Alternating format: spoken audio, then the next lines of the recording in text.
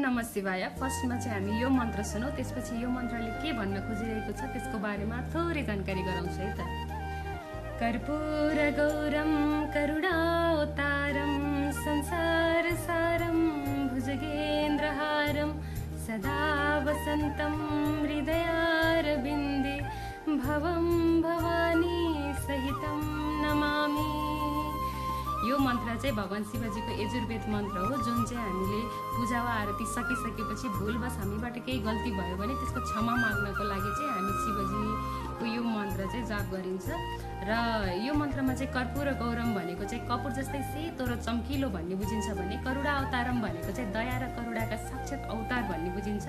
संसार सारम भनेको चाहिँ यो संसार वा सृष्टिको सार भन्ने बुझिन्छ भने भुजगेन्द्र हारम भनेको चाहिँ सर्पहरूको राजालाई चाहिँ आफ्नो गलामा मालाका रूपमा पहिरिने भनेर बुझिन्छ भने, त्यस्तै सदा वसन्तम भनेको सधैँ बसोबास गर्ने भनेर बुझिन्छ भने, हृदय र बिन्दे भनेको चाहिँ भक्तको मुटु भन्ने बुझिन्छ। त्यस्तै भवम भवानी सहितम नमामि भनेको चाहिँ भगवान शिवजी र माता पार्वतीलाई चाहिँ म प्रणाम गर्छु भन्ने बुझिन्छ।